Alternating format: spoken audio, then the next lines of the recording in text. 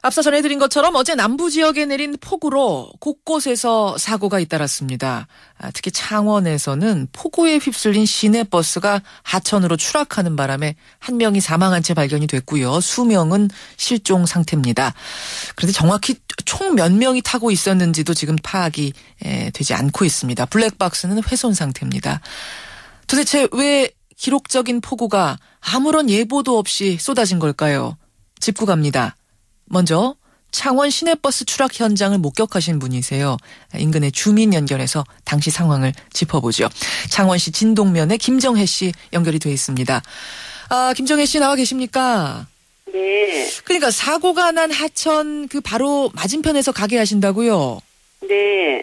저희들도 막 물이 이렇게 막 많이 이렇게 막 차 넘치니까 예. 나가야 되나 말아야 되나 그러고 있었는데 그 버스가 그 길을 지나서 가는데 물이 너무 많이 차니까 예. 그 길을 갈 수가 없었어요. 그래서 그 뚝길로 가려고. 그러니까 선생님도 하천 주변에서 이제 가게를 하시다 보니까 하천이 네네. 범람하는 건 아닌가 걱정이 돼서 이거를 우리도 피신을 해야 되나 말아야 되나 막 고민하면서 밖에 나와 계셨군요. 아니요, 저는 안에 있었어요. 아기가 있어서. 가게 안에서? 나올 수가 없었습니다. 그래서 밖을 이제 보고 계셨군요. 예. 그런데 저쪽에서부터 버스가, 원래 그 길을 다니던 시내버스가 오는 거예요. 71번 버스가. 예. 저기 물이 범람하니까 그 길을 갈 수가 없는 거예요. 그 길이라고 하면 이제 어떤 길인 거죠? 그러니까 혼도로지요. 차들이 다니는 그 혼도로고. 하천 옆에 본도로. 예. 그게 이제 하천 쪽으로는 이제 뚝길 쪽으로는 물이 아직 많이 이렇게 안 넘치고 혼도로는 물이 많이 넘치고 이래 놓으니까 차가 그 물이 안 넘치는 길로 가려고 이제 살살 이렇게 이동하던 중에 물이 너무 많이 넘치니까 차가 이제 떠밀려 내려간 거죠. 살살. 그러니까 본도로 원래 다니던 그 코스가 아니라 그쪽이 물이 넘치니까 우회 도로를 택한 것이 오히려 이 화를 부른 거군요. 네네네. 예. 그 추락하고 나서 바로 그러니까 버스가 물에 잠겼습니까?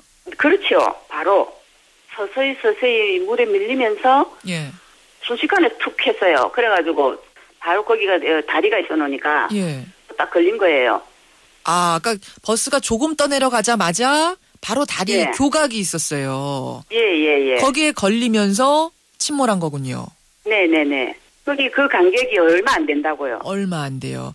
예. 그러니까 뭐 사람들이 나와서 대피를 한다든지 뭐 구출을 한다든지 이럴 정황이 전혀 아니었단 말씀이네요. 아무것도 안 됐어. 아무 사람도 없었고요. 도와줄 수 있는? 예. 막 물은 넘쳐갖고 엉망이 돼가 있었고 저도 막 순식간에 놀래갖고 막 하니까 팍 그래 돼버렸어요. 하는 순간에 그냥 침몰해 버렸단 말씀이세요. 예. 참 안타까운 사고입니다.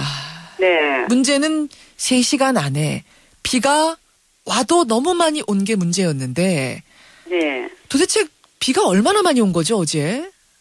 비도 너무 많이 왔고 또 그 지역 바로 앞에 하수 정말 처리장이 거기 간이 있어요. 근데 제가 볼 때는 막 그 간 2개에서 막 물이 분수처럼 그 안에 뭐 터졌는지 막 솟아 올라가고 같이 합쳐져가지고 엉망이 됐었어요. 하수 종말 처리장. 거기서 말하자면 하수를 처리해내지 못하고 너무 많은 물들이 들어오니까 처리해내지 못하고 밖으로 뿜고 있었군요. 네네. 그 콸콸콸콸 쏟아지는 물하고 내리는 빗물, 하천물 이런 게 섞이면서 범람한 거다. 네네. 그래. 아니 하늘은 정말 구멍 뚫린 듯이 왔습니까? 그 3시간 동안? 말도 못했습니다. 물이 막 하늘에서 쏟아 부었습니다. 선생님 사신 지는 얼마나 되셨어요? 창원에? 30년. 30년 동안 이런 비가 처음입니까? 창원에서? 예, 처음입니다. 처음이군요. 참 안타까운 사고를 목격하신 분이기 때문에 아마 우리 김정혜 씨도 충격이 적지 않으실 것 같아요. 어쨌든 사고 수습을 위해서 이렇게 증언해 주셔서 고맙습니다. 네, 감사합니다. 어제 창원 시내버스 추락사고의 목격자 창원시 진동면 주민이세요. 김정혜 씨를 먼저 만났습니다. 도대체 예보에도 없던 이런 기록적인 폭우가 왜 그렇게 쏟아진 건지 이유를 좀 짚어봐야겠습니다. K웨더 예보센터 반기성 센터장 잠깐 연결해보죠. 반기성 센터장님 나와 계십니까? 네, 안녕하세요. 도대체 이게 얼마나 온 건가요? 그야말로 물폭탄이라고 하는데. 네, 다 정말 물폭탄이죠.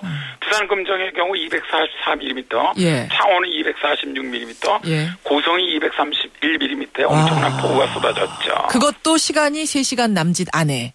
네네, 그렇습니다. 원래 비 예보가 있긴 있었지만 이 정도 온다는 예보는 아니지 않았습니까? 네, 그렇습니다. 사실 예상보다 더 많은 비, 또 말씀하신 것처럼 그 강수 집중도가 엄청 컸죠. 예. 뭐 시간당 금정구 같은 경우는 130mm가 내렸거든요. 대단해요. 그러니까 이런 비의 집중도가 커질수록 원래 범람이라든가 침수, 그다음에 산사태가 많이 발생을 합니다. 예. 도대체 왜 이렇게 단시간에 집중호우, 집중폭우가 쏟아진 겁니까? 이건 이제 일단 뭐 기후변화에 기인한 것으로 보고 있습니다. 기후변화군요, 역시. 네네.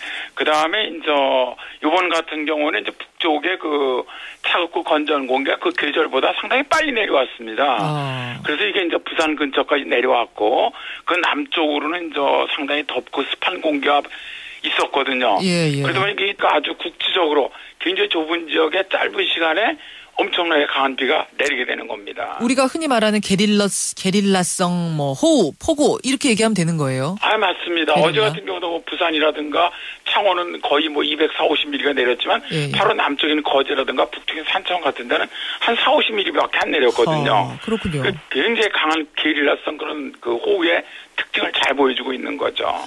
그런데 그런 게릴라성 호우는 그럼 예보에 안 잡히는 건가요? 실제로 이렇게 국지적으로 시간당 100mm 이상의 호우는 예보하기가 정말 어렵습니다. 현재 그 예보 기술로는 이 정도로 아주 강수가 집중되고 짧은 시간에 많은 비가 내린다는 것은 실제로 몇 시간 전에 예측하기는 상당히 어렵죠.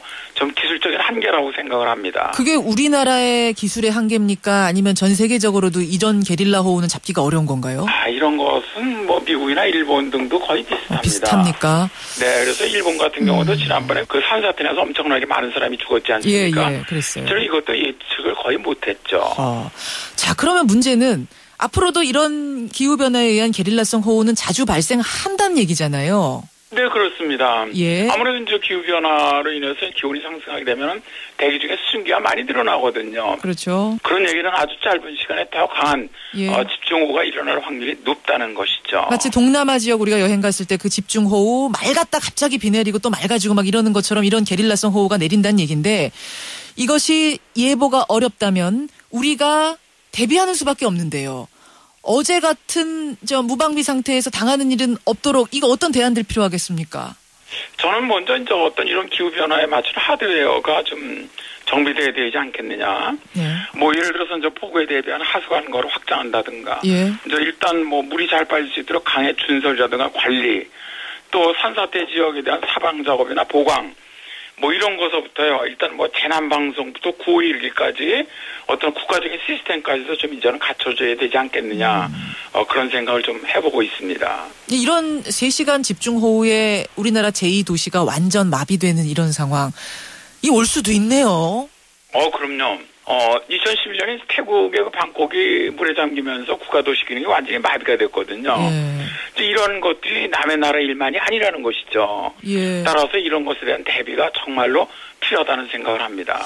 이게 아주 돌연변이처럼 일어난 이변이 아니라 앞으로도 닥칠 수 있는 게릴라성 호우, 닥칠 수 있는 재난이라는 걸 우리가 다시 한번 인식해야겠군요. 이번 재난 통해서 말입니다. 네, 그렇습니다. 여기까지 말씀 듣겠습니다. 고맙습니다. 네, 감사합니다. K웨더 예보센터 반기성 센터장까지 만났습니다.